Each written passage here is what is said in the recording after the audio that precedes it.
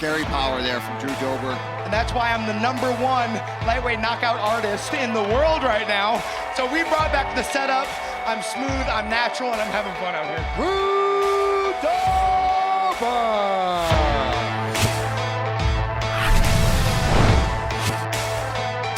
Welcome to UFC Unfiltered. Please tell me that's on video. I've never been happier.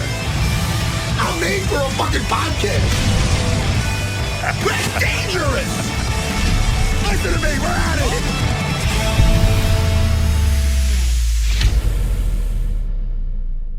Welcome to UFC Unfiltered. Matt Serra right now. I had to start because Matt is shirtless and flexing and in damn good shape.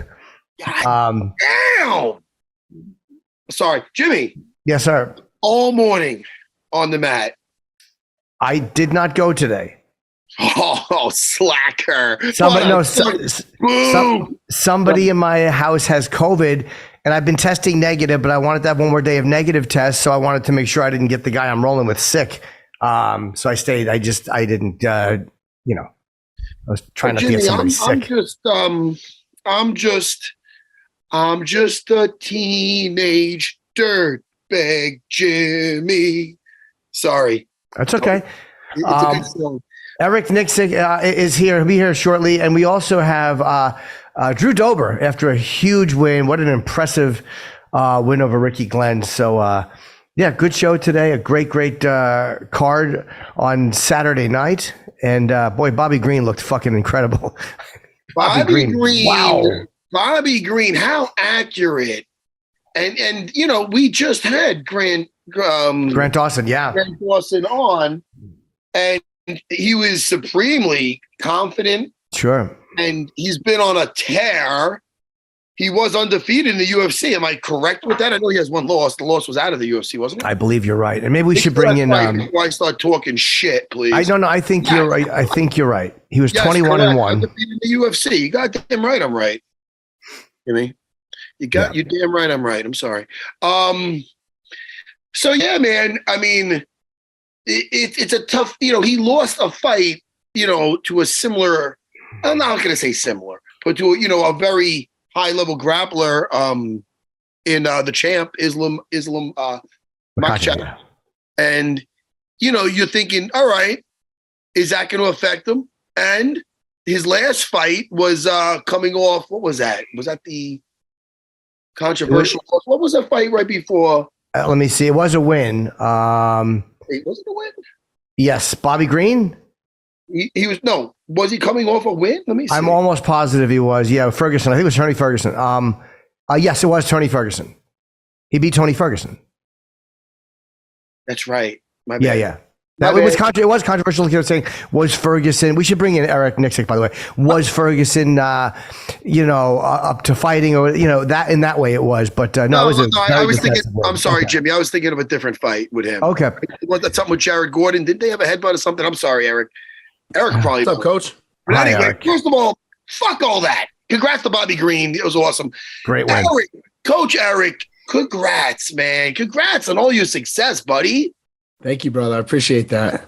You're doing something right over there at Xtreme Couture. I'll tell you, what's in the water over there? That was so great. That was so great, because I know how it is with those underdog moments, So that Sean Strickland fight, something else, brother. We brought you up quite a bit that fight week, man. That was part of our motivation as well. You know what I mean? Oh. Like we always talked about, there's guys ahead of us that have done that, so we know it's possible. And your name got brought up quite a bit that fight week. Did you? To me, the most impressive thing about the besides obviously the win was round 3, because Sean looked so good in the first round and really hurt Izzy, and then Israel came back in the second round and just won the round and looked great. And typically that's what would start. Then all of a sudden he comes back and he wins 4-1 or 3-2. But then in round 3, Sean goes right back to what he was doing. That to me was amazing, that he weathered that psychologically and it didn't fucking throw him. And what was it like in between rounds 2 and 3? That was actually it, Jim. Like I remember looking over at either Danny Davis or Lance or whoever else is in the corner, and I was like, I'm gonna jump in this dude's ass. just because like I felt like we let him off the hook going into round 2. And it could have been a little bit of an adrenaline dump just because of the way the round 1 ended. And then I felt like maybe Izzy was easing his way into the fight, but you're absolutely right, man. At that point, like I didn't want to let anything of that momentum bypass any further, because I think that's why I ended up telling him going into 3. I was like, I don't want to lose a point fest to this guy just by him just, kind of touching and moving. And that's how we'll end up losing. So let's get in this dude's ass and let's go make this difference. And, he did just that.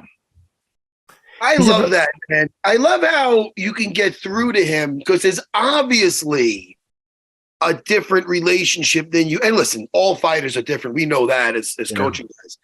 But there's obviously a different chemistry even than, say, yourself and Dan Ige. Like you and Dan Ige have one thing. Sean Strickland, to me, seems like a guy that could easily be in a corner telling you to fuck off or something. But he's not.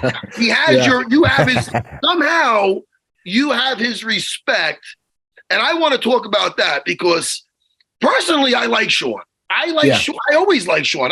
Sean to me is like a throwback to when I was fighting. A guy that, like when I was fighting, I literally didn't really do it for the money because it wasn't a lot of money at all. I did all right towards the end of my career because, again, I had a nice moment there. But I know what it's like just to fight for the fucking love of fighting. And that's how Sean is just a natural born fighter. He seems like he wants to be a natural born just killer, but that's a fucking psychopath. But how did you? I like it though. But how did you gain his respect? You nailed it, Coach. Because Jay Haran always says like he's just a throwback. Jay was like, if this dude was in our gym 10 years ago, he'd fit right in. And now obviously times have changed, but now Sean is that kind of that Xtreme Couture throwback that we have. But, I think earning his respect is just sweat equity and being together for so long and, spending the time with one another and actually, knowing that we care, knowing that we give a shit about the guy and those things do matter. And, early on, the first time I cornered him, I know he's not very good at like keeping the attention, but that's just always been him. So what do we have to do as coaches? And that's adapt. And sometimes it's almost not to try to change him to, make it fit my style, but I just ask for compromises. For example, it's just like, hey man, if I don't need the whole minute in the corner, but maybe you could just give me 20 or 30 seconds and there's some pertinent information that I might need to pass along for you. So I just need your attention for that 20 or 30 seconds. And then I'll let you get back to doing what you do. And he'd be like, oh, okay, that makes sense. And okay, I'll listen, and then over time we've kind of just gained that little bit of respect in the corner and we understand how to communicate with one another. And, it worked out for us on fight night. It's also very impressive what a mentally tough fighter he is. Like a lot of people, he lost to Pereira and Jared, and then goes on a 3-fight win streak, including outpointing Izzy in an incredible fight. Like that would have broken a lot of fighters mentally. But after the Pereira fight, he just seemed to have the right attitude about it. Hey, drop it. He didn't seem to be thrown by it, or like I'm sure it affected him, but he didn't seem like he was broken by it. And I think that's just a sign of what a mentally tough person he really is. Yeah, he really is, Jim. And like he's constantly in the gym, even after the loss, he was right back in and, we'll have like maybe a day of kind of going back and licking the wounds, but talking about things we could have done better or, hey man, maybe I should have wrestled more or maybe I should have done this or whatever it may be.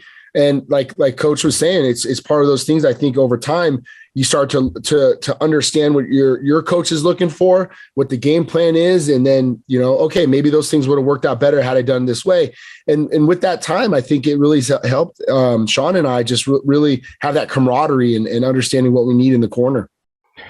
And you've worked with, go ahead, Matt. I was just going to say, I don't know I don't know if anybody knows what's happening right now. Is it going to be an immediate rematch or not?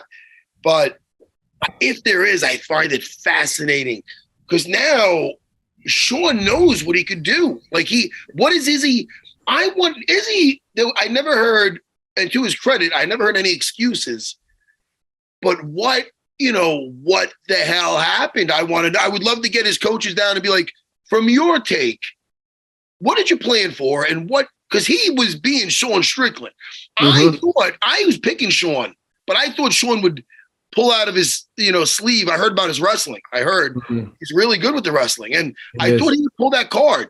The fact that he didn't is just fucking, it's even better because he was himself. It was another day of sparring in there with him.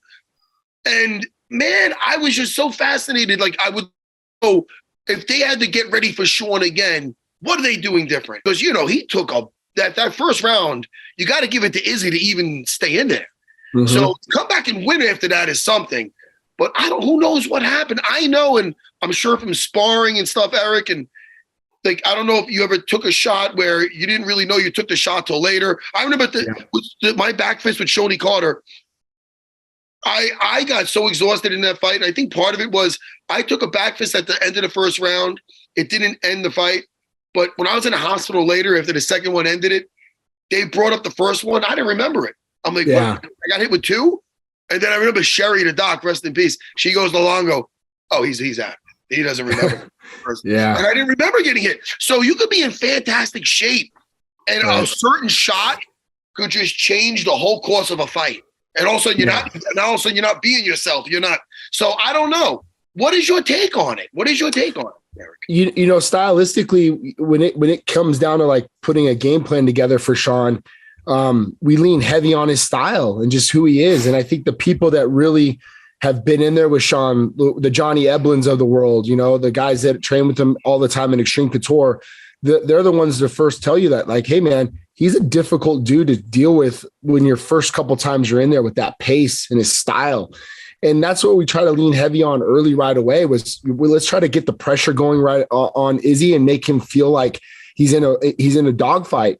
The biggest things for us was just understanding cage control and keeping him to where he wasn't chasing the corner post, where he was cutting everything off and keeping everything in front of him and not walking into something silly. So that was really the meat and potatoes of our game plan. But Sean's a guy where his attention span doesn't last very long. So if you try to like over coach him with things, you could just see his, he just like blacks out, so coach him in spurts. And that was our mentality. Was we watched a ton of tape of coaches, but we didn't want to spill all this information over to Sean because he just would have the bandwidth would have been too much for the Wi-Fi. He just would have shut it off. So that was just really, a lot of what we had to deal with them. And yeah, we wrestled a ton just because we wanted to have that element if we needed to sprinkle it in. And, Sean didn't have to his credit, man, he did everything he needed to do. So the nice thing when you bring it up to coach about like possibly a rematch, man, there's some stuff we didn't even have to show in the first fight that maybe we can show in the second fight now and new things that they might have to deal with. So it'll be very interesting to see what they decide to do. And, the winner out of Costa and Kamzat, we've been hearing it might be that.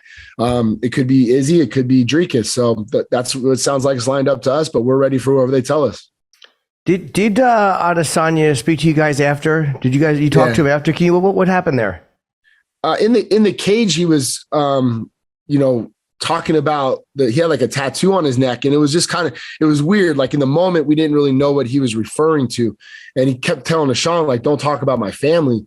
And Sean was like, I didn't never said anything about your family, and it was just very confusing. And then finally he like pointed at his neck and he had a tattoo of his dog.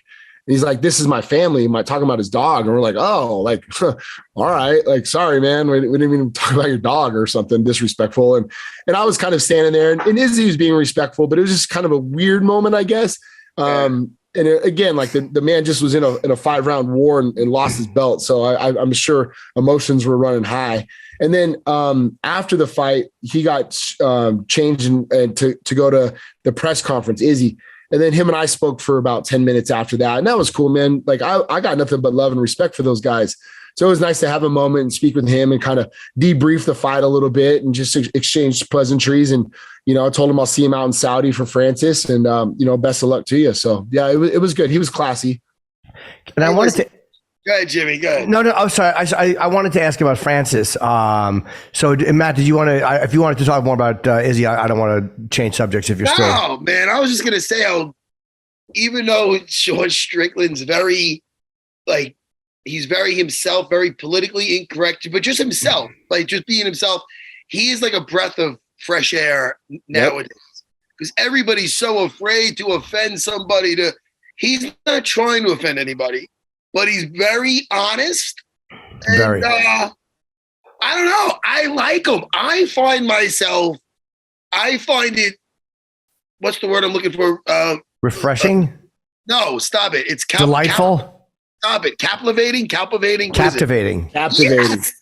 I can't, when he's doing a press conference, he looks like he was made for that role. When he was wearing, first of all, I think he should still rock that hat.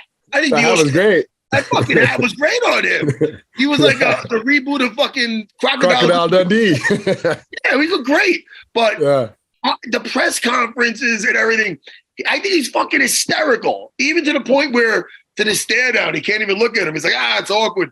I don't know. I think he's a breath of fresh air. And I agree. I agree, Coach. Eric, I seen clips of him on the Nelk Boys podcast. I don't know. Rip it on him. Dude, straight up just telling them, like, you guys are just beta. You're just, you're just men. Oh, he's hysterical. It's so great. I don't know. I like him. Hey, that's what I love about him too, is like, you know what you're going to get from the guy. And if he's as real as it gets, man, like there's no sugarcoating. He's not fake. If he likes you, he likes you. If he doesn't, you're going to know he doesn't like you. And like, just like you said, this day and age, everybody will say something to your face and turn around and talk shit behind your back. He's not that guy. He's going to let you know right away. You always know where you stand with Sean. You always know where you stand with Sean. You know, a couple last week, 4 guys came in, young prospects, like 4-0, 5-0, you know, nice kids, all 85ers. The moment they walked in the gym, Sean looks at all 4 of them and says, "Hey, you guys aren't our teammates, you're guests. And as I consider you meat. So we're going to beat the shit out of you for the whole day. And then if you guys decide to come back and be a part of this team, then we'll take care of you as teammates. But I'm letting you know right now, there's a target on your back and we're going to try to beat the shit out of you guys." And I was like, okay, you know, at least, you know, he's not telling you to come in and we'll take care of you. We'll spar light. No, he's letting you know you're going to be in for a fight for the day. It's going to be an ugly day, a long day. Clean up your blood, boys. That's all he told them. And Francis, I mean, I know you've heard it's being said that the promo between him and Tyson Fury, that video, is the best fight promo video ever done. Matt, I don't know if you've seen it, but Ngannou Fury, the promo video for it is so fucking good. I mean, it's shaking in the world. It's so interesting and so well shot and such a great promo. I love Francis. You know, how is he looking, obviously, in this fight? And how do you approach a guy like Tyson Fury who has literally doesn't have to remove weapons the way Francis will? Francis can't use wrestling. He can't use just the idea that he might grab you. He can't use a kick. Which I always think puts MMA fighters at a big disadvantage against boxers. Yeah, I agree. He's been looking great. And it says, you know, this was an interesting camp for me in the regards of, like, you know, Francis and I have always been at each other's hip. You know, we've been at every fight together, training together during COVID, you know, and then now this being a boxing fight, he's, you know, brought in some more boxing coaches, and I've obviously still been busy with the MMA side of things. So I've been able to show up for like most of his sparrings. And, you know, he's looked great. He's looked amazing. He's actually, you know, the last couple of times I watched him spar, I've seen some really great development when it comes to his boxing. With that being said, you know, the game plan for him, or from my standpoint, I'm not saying this is their game plan. I think it's very difficult to go out and try to outbox someone like Tyson Fury. I don't think that's the approach. I think that some of the things that we do, and Coach Matt will tell you too, like the unconventional things that we do in MMA might be a better path for Francis in the regards of like our stance switches and being a little bit more erratic when it comes to some of the things that we do in MMA that most conventional boxers might not see on a day-to-day basis, right? Like, especially at the heavyweight division. Now, Tyson's a rarity. He moves very well. He can switch from both sides or hit from both sides, essentially. So I think we kind of need to play a little bit of that, like we did in the Stipe fight, where you saw Francis switching to southpaw, switch steps, crossovers, step through overhands and things like that. Because if we just stand there and stay conventional and try to fight Tyson Fury, he's just going to neutralize the right hand. He's going to utilize his jab. He's going to circle away, and he's going to get Francis to overthrow. So we're going to have some different delivery mechanisms, in my opinion, to try to land that big power shot. And it might need to come from a different angle is my thought. And, you know, get the body work in and try to stay on him, stay heavy. All in all, man, this is a big, tall task. We're up for the challenge, you know, but, you know, I'm super proud of Francis, man. This is what he's always wanted since his dad met him. So now he's fighting the best boxer to ever do it. What size gloves are they? I'm sorry, Jim. What size gloves? Do we know? I think they're 12s. Okay. I think they're doing 12s, and it's a 24-foot boxing ring. So a lot of real estate to move. And has there any been talk? I mean, I'm sure Francis is focusing on this. I mean, this is a massive, massive fight. But is there any talk or any thoughts, do you think, of him returning to MMA? Or is it something he wants to just stay in boxing? He definitely wants to return to MMA. And, the plan is to be able to return to MMA within, first quarter of 2024, hopefully February time. He's starting to, he's really fallen in love with the just like you said, the kicking game, the wrestling game, and doing all those things. And it's in a lot of ways, it's a little bit of a disappointment because we had to put a pause on those things. But I think it was also a blessing in disguise due to the knee injury. We were able to get back and just focus on getting his knee rehab, but also not have to worry about the wrestling and the kicking so his leg can come back to full strength. So once this boxing camp is over and he'll take a little time off and then hopefully get back into the cage and then really get back to work on the growth of the MMA, that full MMA skill set that we've been seeing out of Francis as of late. It always frustrates me for MMA guys because, again, you have to lose so many, even if they're things that you don't throw all the time. It's just, you can't, and half of your weapons have to be left. And it just seems such a tough adjustment to make. And MMA guys are like, when you look at Nate and Jake Paul, even the fact that Nate did as well as he did, I was really happy for him. He looked great in the later rounds. Like, it's just impossible when you can grab somebody, you can choke somebody, and you're not allowed to do it. It's always a tall order for a mixed martial artist. Just even stance alone, right? Like, yep. The boxers that we brought in, I would like joke around at Francis because like if their lead toes pointed to the inside, we always just calf kick them. And I was like, man, it'd be nice to just throw one calf kick at this guy or just get one single leg. It might not be legal, but let's get one at least in there. I like how Nate wrapped up Jake's neck just to be like, if it's a real fight, I won this shit. Nate always has like one moment, even a fight that he loses, that kind of like wins over the crowd, Always. I was going to ask about Dan Ige because, man, he's such a good fighter. And Bryce Mitchell, holy shit, man. When he brought that Bible out, it scared the shit out of me. I don't know. I'm not that was one of the best things I ever seen. Freedom. Listen, that's another guy. He's not afraid to be himself either. I don't care what shape he thinks the earth is. I think that guy's phenomenal. I think he's phenomenal. How is he feeling? Because I'll tell you, man, in the beginning, I'm like, man, he's not making it easy for Bryce to get where he needs to go. But I'll tell you, Bryce did chain together some of those takedowns beautifully. And I'm going to say unorthodoxly. That's not even a word. But, he just, the way he put it together was pretty smooth. And Dan Ige looks like a guy to me, and you know better than me, Coach Eric, a hard guy to get down and keep down. So that was that just what we're looking at, is that he didn't plan to be there? Because shit, man, it didn't look like it was going to happen until it did happen. You know what I mean?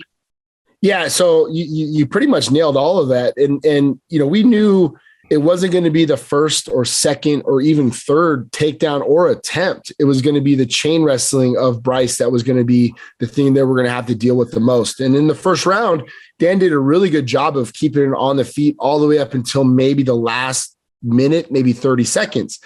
And then once the takedown did happen, I kind of felt like that we're going to see a little bit more of a wrestle heavy approach by Bryce Mitchell. One judge gave us round one judge gave us round two, and another judge gave all 3 rounds to Bryce. So, the damage was apparent. Like he shut the guy's eye down. They checked it twice. So, those things were right there. And then, in the third round, this is why, like, I feel like it's so important to have a debrief with your fighter, whether you win or lose, just to be able to watch the film together and kind of go over some things. And, Dan doesn't really remember all of round 3 at all, because I felt like he just wasn't responsive in some of those positions in round 3. Like he got taken down and just, there were some scramble positions. I'm like losing my mind. Like, Dan, just pummel an underhook and let's get to the hip. And, we can even land on top and some of this stuff. And he just didn't seem like he was firing on all cylinders. And then when we did our debrief, he's like, yeah, man, Bryce clipped me pretty good at the end of the second round. hit him with a short left hand, and then like the takedown kind of headbutted him. And he goes, dude, I was on autopilot in all of round 3. He goes, I don't really remember any of the round, which makes a lot of sense. So, and man, all the credit goes to Bryce. He's the one that inflicted the damage. He's the one that got on top. He did all the right things to win the fight. But I think for a coaching moment, that's where some of those important things that need to happen is even after the fight and speaking to your fighter and understanding what went on, because it just didn't seem like Dan in round 3. I'm like, hey man, like you got to fight for those positions. You got to show a little bit more urgency in those positions. And, it just wasn't getting it out of him, and maybe until really the end. And then we get done with medicals. We go wait for the shuttle. And we're just kind of sitting there. And finally he was like, how did we get over to here? Right. And I was like, oh shit. And then I go, I don't remember you getting clipped at all. And then he goes, yeah, I don't remember either, but I remember him hitting me with a good shot at the end of round 2. And then he goes back and watches the fight. He goes, bro, I don't even remember the end where he was like trying to pray. He goes, I don't remember any of that. He's like, we were trying to pray. And I was like, yeah, bro, he was trying to pray. So dude. You know what's funny? Since we're talking about not remembering, that night I told you when my Shorty Carter lost. Now picture this. I guess they knew that nobody grabbed my pants, right? So afterwards, we're going back after the emergency room. Everybody got in the cab. It might have been 2 cabs because there was a bunch of people with us. I was the last. I used to fight in those little Valley 2, those shorts, and I had a gi top on, so I walked out with my gi. No pants. Everybody, they left me. They stopped down in the parking lot. I was so out of it. They all got in the cab. They start taking off down the block, and I'm sitting there, and then they stop. They come back, and Longo's like, we left you. I don't know. What a fucking, the picture me in a key fucking out of it. Anyway, I look like a Sambo fighter, I suppose.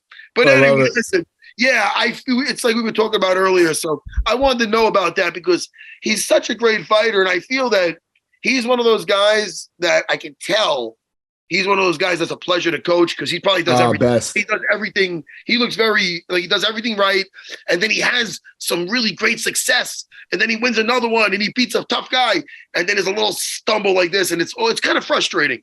I'm sure it won't than anybody. Yeah, that one definitely does bother me. And just because I know he's better than that. The one thing that stands out to me was we didn't utilize our footwork as well. He's very good at switching a little bit of more stances. And that was mainly to like we call it the pressure release situation, where you apply pressure but release the pressure to kind of disrupt any shot coming in or giving yourself some distance. And so you can identify a shot coming in rather than just trying to throw big hooks and kind of be the juggernaut. And that's where guys will just drop levels on you. So, I almost wanted Dan just to win the fight on his jab alone and just stay long distance with this guy, So, it's one of those situations as a coach, it's on all of us as a team. We got to go back to the drawing board and become better. And, looking forward to the next time out with him because he is Matt, like he's one of the best kids you're ever going to meet and works his ass off. And you got to love the guy. 100%. Yeah. Eric, thank you so much. And congrats to you and all you guys and Sean for an unbelievably impressive performance over a great fighter. You frustrated him.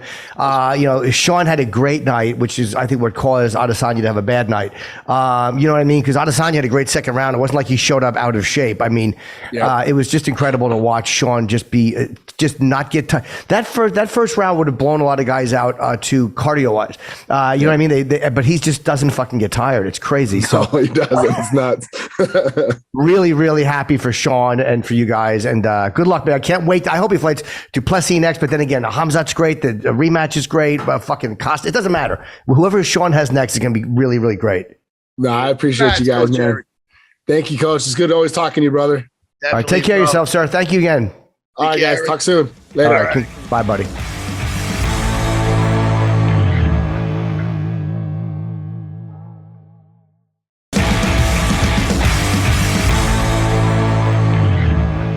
So, Jimmy. Yes, sir. What did you do today? Any jiu-jitsu?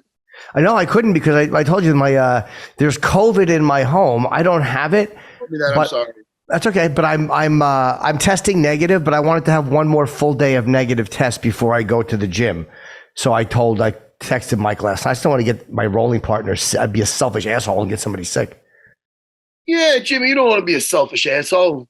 No, I'm a nice guy.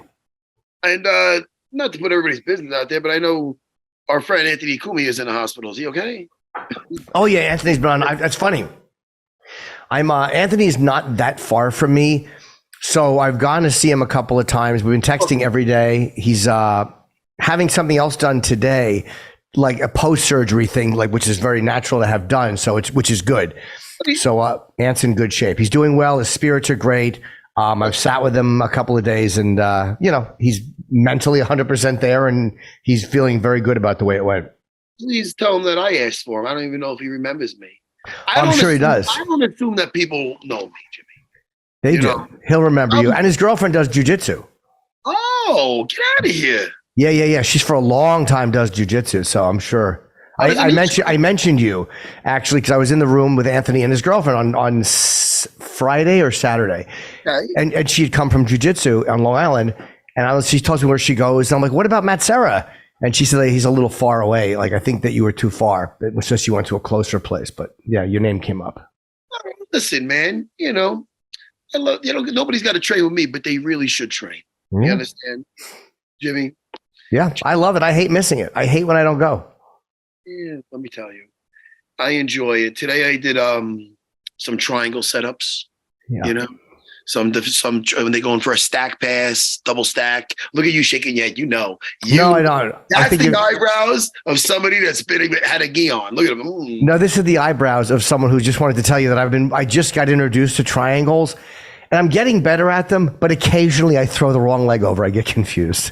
It's the left-right thing I still really have to get, like, if his right arm is coming through, which leg do I throw over and which one do I lock on, Yeah, it's going to come to you, Jimmy. You know what I mean? I did that shit all morning. I love it. I love it, man. 7 a.m., the noon class.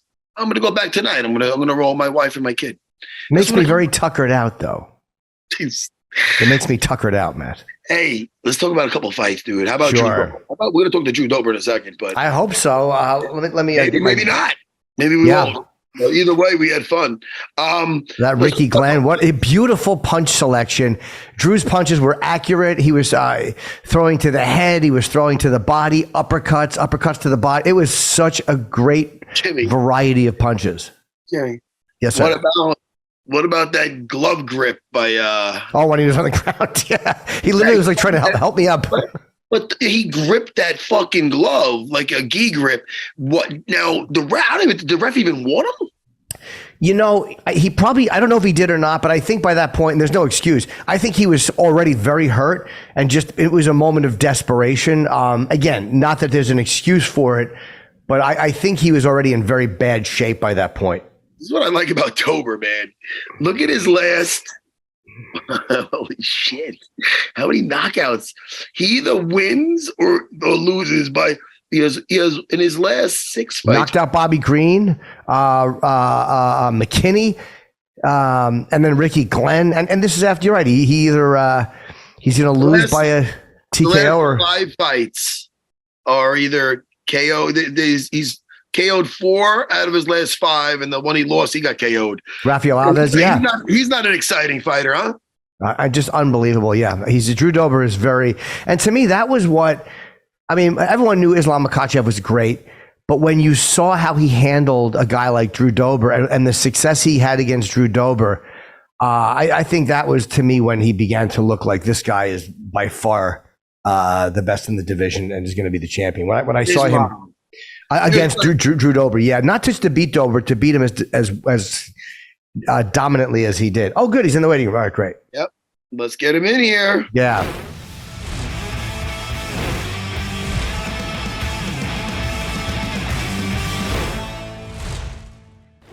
He's probably gonna be smiling. He smiles a lot. He's a very happy guy, and he should be after that win. Look at this guy. There he is. Look at Hello, him. sir. Man, are you even in a fight? Look at that hair. Drew, what's up, buddy? What's up? Sorry, we had technical difficulties, but here I am. Late. That's okay. Hey, there was no technical difficulties in the cage the other night. I'll tell you. You know what I like? Some people are like, oh man, he was coming off 3 knockouts and then he got knocked out. Is he gonna be the same guy? Yeah, he's the same guy, if not even better. Dude, talk about bouncing back like it never even happened. That's how you come back from a loss, Drew Dober. That's how you make everybody both forget what happened and remember how fucking dangerous you are. Congratulations, bro. Dude, thank you so much. I'm glad you guys appreciate it. We put in the work. Yeah, it was I was just telling Matt before you came on, we weren't sure if you were going to come on. It was the variety of punches. I love good body shots, and you uppercut to the head, to the body. It was amazing how your selection of punches was so varied in the first round. Like, you didn't spend a whole lot of time just trying to establish something. You just kind of threw everything and every kind of a punch. It was really nice to watch. Thank you. And I mean, that's what we were working on. And like we lost our last one. We lost by TKO. And really the growth was asking the why. You can always just put it up to like, I just got caught, or Herb stepped in a little early, like it's whatever. But I was like, no, why did I get caught? And so we had some soul searching, and we realized that, man, I started feeling my own hype. Man, we got a chin and a left hand, and that's all I need to bring. And that's what I brought against Matt Frevola. And then we had the results. So we had to have that humbling realization that, like, dance with the woman that brought you. Why am I getting these KOs? Earlier in my career. And it was because the setup, the movement, and the mixed martial arts. And all of those three things led to my hands. So it wasn't like I came in with a left hand and that's what got the job done. I came in with movement, technique, and setups. And we worked hard on that. And I brought it in against Ricky Glenn, and that's what showed. I think that's one of those realizations. We talked to a lot of guys, and we've heard Cormier say it. So many guys, they see you just fall in love with the knockout. Like, it's hard not to. I'm sure to knock another guy out, there's probably nothing that feels better on a fucking DNA level. But the idea that you recognize what that was, and you said, no, we have to do this other stuff to get to that point. I think that's really important, because I think a lot of guys don't, and then they just began to rely on that one big punch. And you notice, guys, it's hard to maintain that level when you're fighting on the level you are, of just hoping for one right or one left. It's very hard to get other fighters to be susceptible to that. Mm-hmm. I mean, you see it in boxing too, like with the standing 8 counts, right? You get that one standing 8 count. Like, I hit him with my left hand, he dropped, right? He gets 8, he gets back up. You forget how you landed that left, but you just know that you landed the left. So then you throw it recklessly, and like, it might not come. And so it's just like that realization of just, the finished product wasn't what got you there. It was everything leading up to it. And so for this camp, we focused diligently on what led me to the knockout record. And we just brought that woman that brought me back. Now, what did you think about the grabbing the glove? Was that was a little, excessive? Like, it was egregious. I mean, that wasn't like, oh, his finger might have got caught. It was like, what is that, crazy glue? I was waiting for you to go, he started biting his hand. I'm sorry. But, he got knuckles deep. Knuckles deep. Like, man, like, we were holding hands. I practically like dragged him across the canvas, getting my hand free. But no. Did the ref say anything? Did the ref say anything? I'm not quite sure. Like, I looked up at the ref, like, what? And then I realized that he wasn't going to save me, because he was already hooking up a De La Hiva guard. And I'm like, all right, well, I gotta fight my hand back. And, it's just one of those things where, dude, sometimes things don't go your way and you got to stay on it. So ref wasn't going to save me. So I had to save myself. I was just telling Matt too. I think he was very hurt by that point too, and just trying to pull you down. I think at that right after that, you guys were stood up. Like, you got pushed back, and then he got stood up. But yeah, I was surprised. I don't know what should they have done. Is that so egregious? They should have taken a point, do you think, or should there have been a very, very stern warning? Yeah, I think so. A warning. I definitely a stern warning. Like if the ref could have just like helped me out a bit, but no, I think it worked in my favor. And plus, it showed his desperation and what he wanted to do while desperate. And he wanted to keep that fight on the floor. So after I felt his fingers into my hands, I was like, oh, then we'll just go back up to our feet then, because we're making you uncomfortable. Another thing I find really that I'm impressed by this, I'm looking at your record, and you have, there's a couple of, the decision losses. There's maybe some submission losses. But as far as I'm looking, you never got stopped by strikes. You never got knocked out. You got a solid chin. So, to hurt somebody, a lot of times you got to be there to get hurt. So this, I can't tell you, a lot of guys, after they get stopped for the first time, they're not the same. So it was really impressive, the fact that you went out there like it never happened. It really is. I'm telling you, as even a coaching standpoint, you know what I mean? It's nice that you made those improvements, but yet you're not afraid of again, I brought up earlier, I don't know, I keep bringing up me getting knocked out, but my first fight with Shoney Carter, and I ended up having a nice chin. I realized after sparring enough and this and that. But when I was first learning it, I'm like, man, do I even have a chin? How did I get stopped by that? Everybody's making fun of me. So, the fact that you trusted in your chin after that and you got right back in the fire, it says something about you, Drew. I appreciate it. And I'm not going to dismiss the thought. Like, it was there. Like, the first 10 seconds of the fight, you're kind of like thinking like, oh shit, is it going to happen again? Like, so the thought wasn't there. It's more the realization of like, who cares? Like, I'm really just in this cage because I want to be. So regardless of the outcome, like, I'm going to fight the way I want to fight. And what was the moment during training when you said you went over all this stuff and you realized that you had been relying on your left? Was it one of your coaches, or did you remember that said, well, hold on a second, look at what you haven't been doing in these fights? And was that kind of like a light went off? And how did that revelation come about? It was in the locker room after Matt Frevola. I went back in the locker room. I looked at my coaches and I went, I didn't get caught. And they went, what? And I'm like, I didn't get caught. Like, I made mistakes. We got to find them. Where are those mistakes at? Right. And so we watched that film, and then I went back and like, all right, so where was my success? And I watched that Bobby Green, and then I went back and I watched like the earlier knockouts, and I started watching my first knockout in the UFC. And I went, oh, like, where did all that go? Like, I was doing all this stuff. And then now you watch my fight against Matt Frevola and it wasn't there.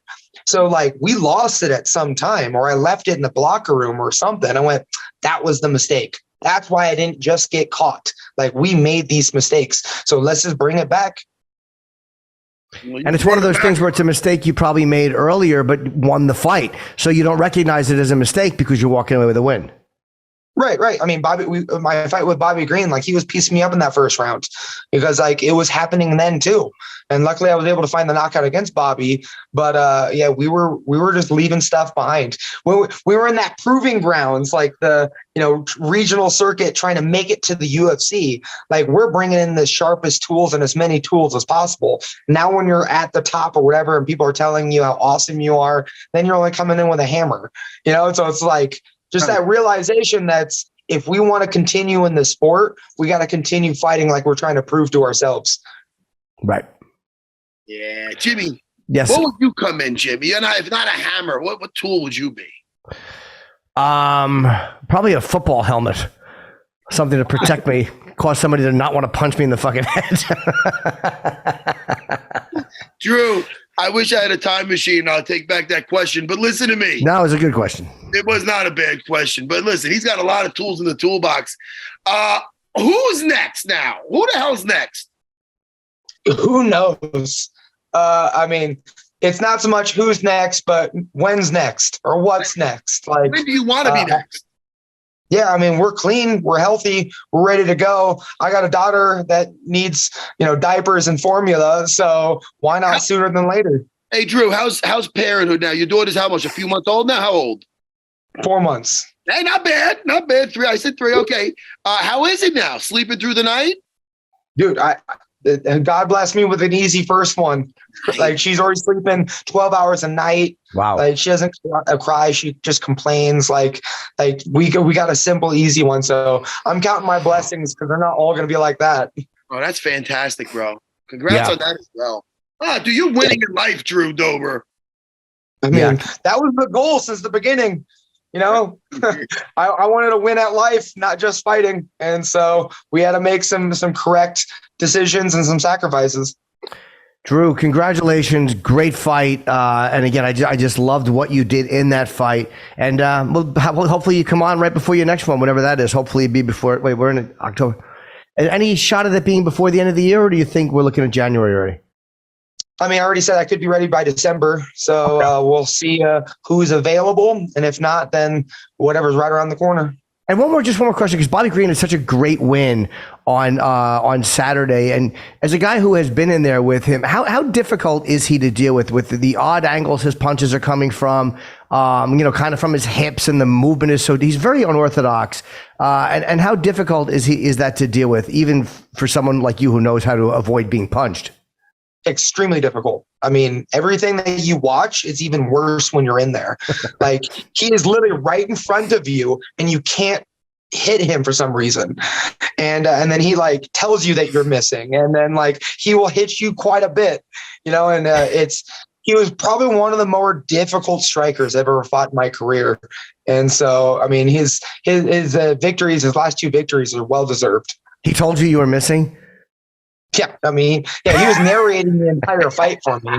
He was like, that miss, like, what are you doing with that one? Listen to your coaches. They know what they're doing. Like, they just narrating the entire fight.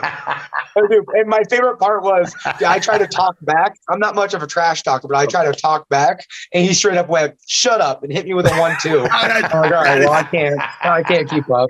You're not going to win the verbal battle. I don't think you'll win that. That is hysterical. That's why we listen.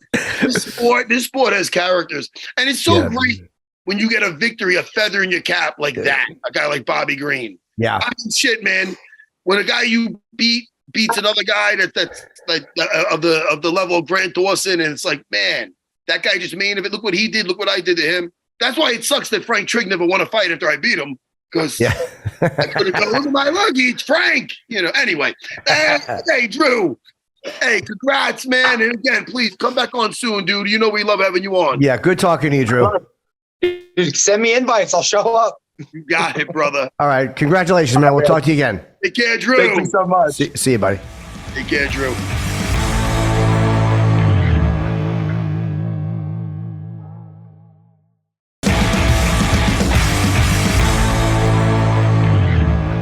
What a pleasure. He's a great guy, yeah. It looks like he came out of the womb just with that crest smile and just like, ding. Yeah. With his eye. And he looks good after a fight too, not a mark. So like you said, ready to go again. Hopefully by December.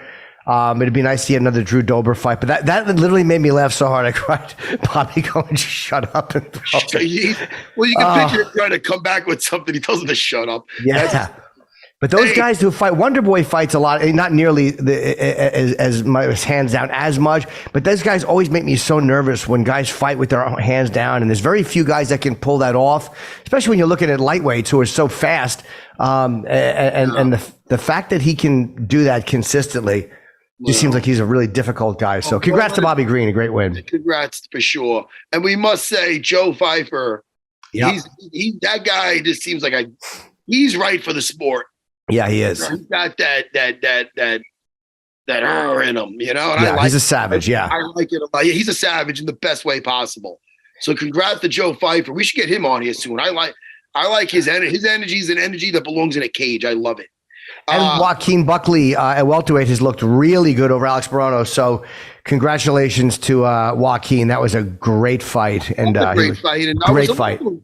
Alex. I don't think he mixed it up as well. I mean, he was kind of content on staying on his feet. And at one point, it kind of frustrated me, and I'd like to hear his take on it. And he followed him down to the floor of our failed kick, or he got a takedown somehow. He ended up a tight cross-side, and he just got off him, it looked like. I didn't really see Buckley escape. So I'm like, why is he allowing him up? Because he's really good in jiu-jitsu. So right. It looked like he literally just thought he got off him. And I didn't really see Buckley escape. Maybe I have to watch it again. But that was kind of frustrating. But congrats to Joaquin Buckley. Joaquin was hurting him in that third round, too. He was really hurting him in that third round. I thought they said the second round was very close. It might have been 1-1 going into the third. Maybe. But I mean, and just really quick, yes. One more we didn't mention. It was Carolina Kovacevic, yes. Thank you. She did great. She had a fantastic fight. Oh, I'm sorry. That was the prelims, but you might as well mention it. Sure. She did great. And one more we didn't mention. Oh, that's right. Bill Algeo took out Alexander Hernandez, and I think it was a competitive fight. A very good fight. But Bill's got that. He's a lanky dude, man. Yeah. All right, Jimmy. Great night. Yes. And Eric Nicksick, thank you to Eric Nicksick, and congratulations. Yes. And Drew Dober, just an unbelievable performance. And can't wait to see who Strickland fights next. I can't wait. Any fight he has, whether it's an Izzy rematch, or whether it's Duplessis, or whether it's fucking Costa, or whether it's Chimaev, they're all really, really good matchups. So it doesn't matter. There's an exciting fight coming either way. Either way, bro. It's all exciting. Jimmy, I'm going to talk to you probably. No, not probably. Are you here in a couple of days? I am, yeah. I heard we're having your friend on. Should we let everybody know? Bobby Kelly. So much fun. I was about to say Bobby, but Bobby Kelly, the new and improved. How much weight did he lose? I don't know. He lost a lot, though. I mean, he looks really good because you watch him on the monitor at the Comedy Cellar. You could just see he's wearing different clothes. You can just see that he's able to. He actually fits on a monitor. Jimmy, you're the fucking best. I will see you in a couple of days, Jimmy. Bye, buddy. Bye, everyone.